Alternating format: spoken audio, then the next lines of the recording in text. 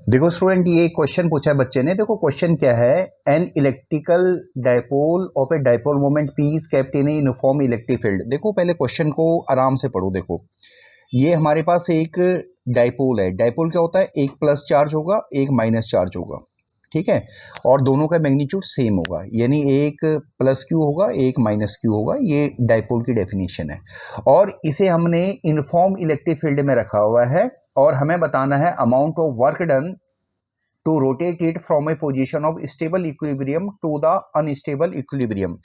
देखो स्टूडेंट, जब भी आप क्वेश्चंस करते हैं आपको थ्योरी बहुत क्लियर होनी चाहिए। तो देखो स्टेबल इक्विलिब्रियम, इक्विलिब्रियम क्या होता है कि वो बंदा कहीं हिले ना, इसको इक्विलिब्रियम बोलते हैं।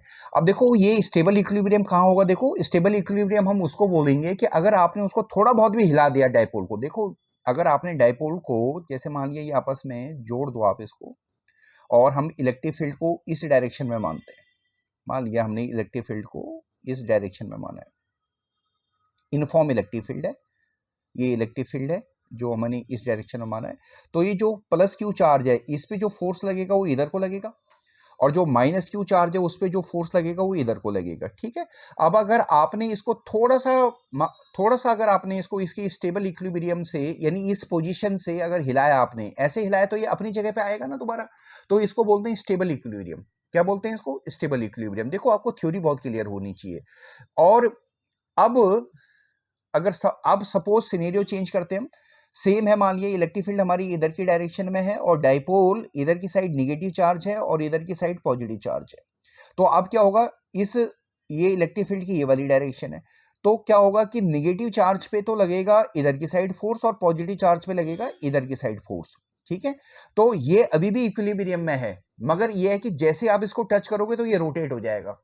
ये क्या हो जाएगा, रोटेट हो जाएगा। इसको बोलते हैं अनस्टेबल इक्विलिब्रियम। ये कंप्लीट आपका अनस्टेबल इक्विलिब्रियम हो गया, ठीक है। अब क्वेश्चन क्या है हमारे पास, क्वेश्चन ये है कि हमें वर्क डन निकालना है। वर्क डन कहां से निकालना है, हमने इस डायपोल को रोटेट करना है। कहां से रोटेट करना है, स्टेबल इक्विलिब्रियम से अनस्टेबल, यानी पहले वो ऐसा रखा हुआ है, देखिए ये ऐसा रखा हुआ है, फिर आपने उसको पूरा ऐसे घुमा देना है, ऐसे घुमा देना है, ऐसे घुमा देना है, ऐसे। इतने करने में कितना वर्क डन लग रहा है ये हमें निकालना है, ठीक है। तो वर्क डन का जो फॉर्मूला है देखो वो आपको बहुत क्लियर होना चाहिए। ये होता है, इसकी डेरिवेशन में आपको पता होना चाहिए। ये आपका डायपोल मोमेंट है, ये आपके पास इलेक्ट्रिक फील्ड है, ये इनिशियल एंगल है θ1, और ये फाइनल एंगल है, ठीक है। तो और जो एंगल होता है वो किसके बीच में होता है, हमारे पास इलेक्ट्रिक फील्ड और डायपोल के बीच का एंगल है, ठीक है। तो हमारा इनिशियल एंगल देखिए, इनिशियल एंगल क्या होगा हमारे पास, यानी θ1 हमारे पास क्या होगा, 0 डिग्री। क्या होगा, 0 डिग्री होगा, क्योंकि स्टेबल इक्विलिब्रियम है। आपकी डायपोल की डायरेक्शन और इलेक्ट्रिक फील्ड की डायरेक्शन सेम है, तो 0 डिग्री। और जो फाइनल एंगल होगा वो आपको क्या करना है, देखो डायपोल को आपको बिल्कुल 180 से ऐसे घुमा देना है ऐसे, तो ये 180 डिग्री हो जाएगा, ठीक है। अब आपका क्वेश्चन बन गया बड़ा सिंपल।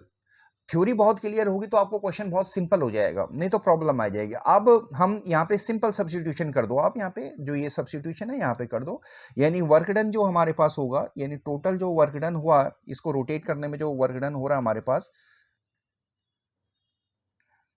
वो हो जाएगा हमारे पास पी ई कॉस θ1, कॉस θ1 यानी कॉस 0 डिग्री, माइनस कॉस θ2 यानी 180 डिग्री, ठीक है।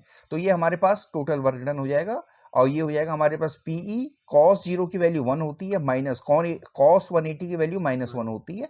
तो ये हमारे पास हो गया पीई और 1 + 1 यानी 2 × पीई, यानी ये हमारे पास आंसर आ गया, ठीक है। तो ऐसे ये क्वेश्चन देखो बहुत सिंपल बन गया, बट कंडीशन अप्लाई यही है कि आपको थ्योरी पता होनी चाहिए, और आपको फॉर्मूला, देखो फॉर्मूला पढ़ना आना चाहिए, और फॉर्मूले में हर चीज की डेफिनेशन आपको पता होनी चाहिए। ये वर्क डन है, ये इनिशियल एंगल है, ये फाइनल एंगल है, ठीक है। तो इससे हमारा ये क्वेश्चन बहुत आसानी से सॉल्व हो गया, ठीक है, क्लियर है।